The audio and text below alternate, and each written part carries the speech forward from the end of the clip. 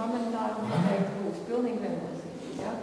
Tas bija apsolījums, vai vēl pēc universitātes? Nē, tas ir gan mūsu šī interese, tīri kā universitātes, protams, ir interese par reģionu. Jā, būs viennozīmīgi. Tā komentāri būs.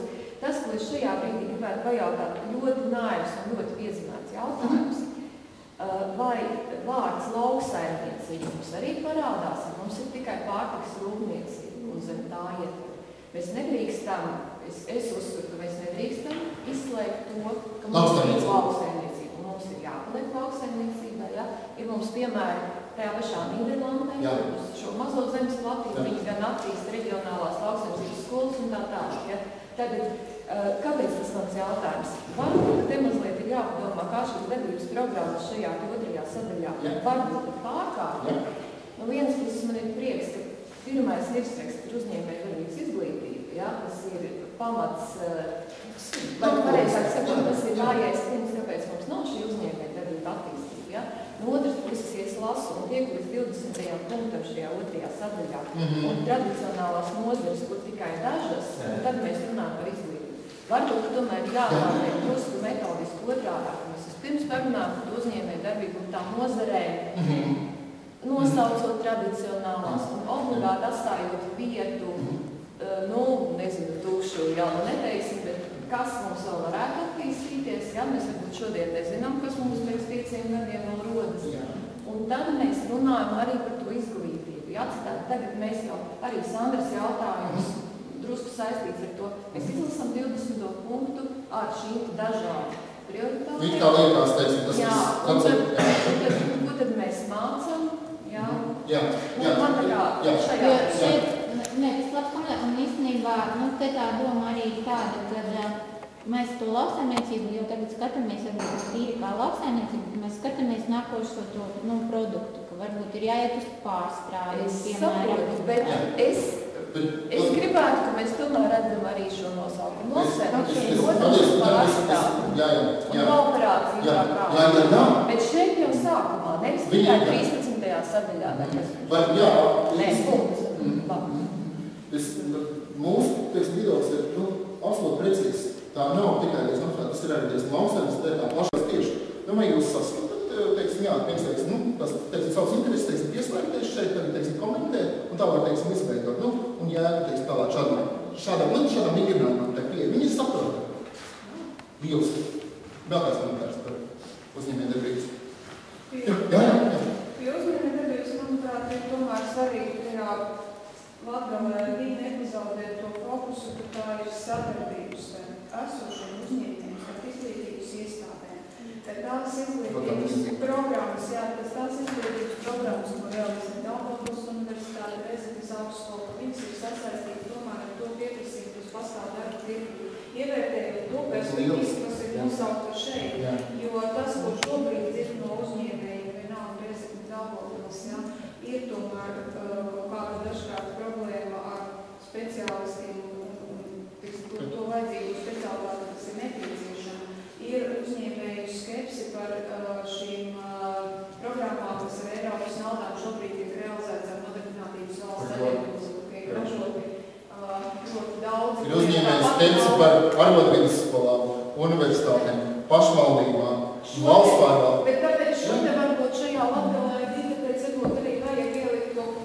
to konsultāciju mehānismu vai to kaut kādu... Tas sadarbības mehānismu. Bet man tas jautājums, jo arī mūsu, viena no sapratnēm ir tāda, ka patiesībā sākt sarunāties kaut kā savā starpā, čukoties, ņemties, var tikai tad, ka tā sarunāšanās kaut kā notiek.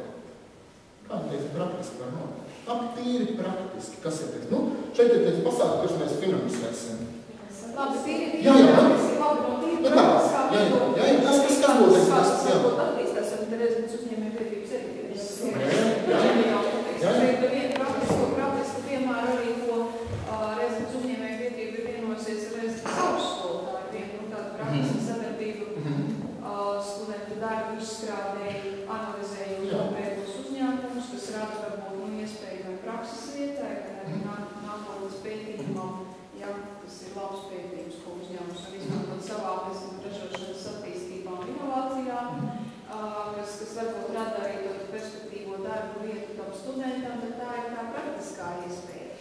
ķert arī šajā pie esošajiem un pie paveiktiem 22. pēc līdzinējās darbības, kur uzskaitītas tās institūcijas, kas jau ir.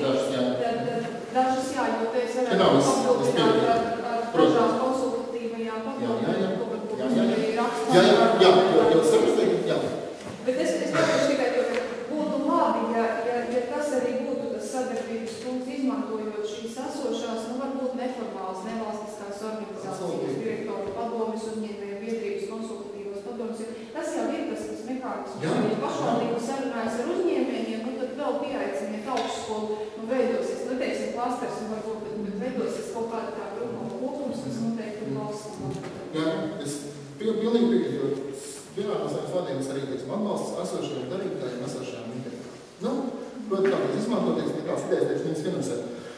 Es domāju, ka pēc tās pirmās programmas arī būtu svarīgs, teiksim, jautājums, kā šāds, teiksim, programmas, kas tālāk, teiksim, sarakstīt, esam, kā tālāk situācija, kā tālāk viņi varētu attīstīties, kā ir to ieviešana. Un mums ir tāds priekšlikums. Viens, teiksim, pašlaik arī jūs darba versijās, nezinu, vai palikušas vai ne, pašās beigās ir atbildīgais par programmas koordināciju.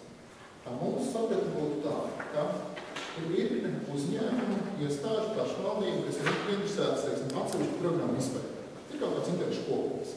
Viņi tur, teiksim, saka, mēs šitāds aktivitātes jāsaka šitāds, šādi, teiksim, tie projekti būtu, ja? Un mums ir atbalstāmās aktivitātes un tā tālāk. Un ka šī procesa gaitā, tagad nākošā mēneša, teiksim, 2, ja? Mums izkristalizējās kaut kāds interešu kopums. Sēs Reizeknas augstskolu vēl, ja? Un tad mums faktiski šie tie spēlētāji, tie, kas, teiksim, saņems to finansējumu, tie, kas, teiksim, būstamīgi, teiksim, visā iekšanai, ka viņi no sava loka izvirz vienu kā koordinātoru vai, teiksim, kā atbildību par šo programmu. Ar rezultātā mēs iegūstam 12 vai, cik būs programmas, teiksim, šos atbildīgos. Šie atbildīgie koordinātori tika finansēti no tehniskās palīdzības līdzekļiem, valstī tā paredzēta. Galvenais viņus ir finansēt, viņiem ir jābūt zinošiem, tad jums kaut kādā veidā atbildīgi par šo programmu.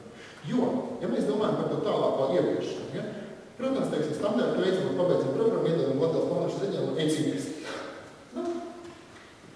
Tā nākotnē ir, teiksim, tāda, aiziet, teiksim, rādi, ja, saprotot to, ka tālāk ir, teiksim, tās divas daļas, ir tā divas sadaļas.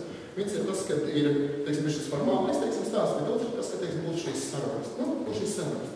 Kā veidot programmēšanas dokumentus, teiksim, kā strādās. Un skaidrs, teiksim, ja mums būs kaut kāda, un tajā pašā laikā, ka tieši šis mehānisms, varbūt, teiksim, arī ar šī koordinātora, paralēli tam procesam gatavoties nākošajam struktūra fondu finansējumu. Mēs arī veicam kaut kādu to iekšējo sadarbību, un faktiski, ka mēs runājam par šīm programmām, varbūt mums arī uzreiz ir stāsts, ka mums ir kaut kāds stāsts, ko mēs realizējam nekavējoties, negaidot tikai šīs programmas nākotnē. Mēs pārnājam šo stāstu par pašvaldību, projektu cilvēkiem, viņiem liekas, teiksim, interesanti, teiksim, attīstām. Kā jums liekas? Jo svarīgs ir, teiksim, tas ieviešanas stāsts un tās sekošana līmenis. Un varbūt, teiksim, tas ir svarīgāks, bet mēs nevaram pašlaik piesaistīt pie rīdienas struktūras, domāt, tagad būs apriņķi, teiksim, darīsim. Tas viss ir tāds. Ja? Bet saprotiet, jūs kā interesanti jau paliekat, tāds kompleksinās grupas esam.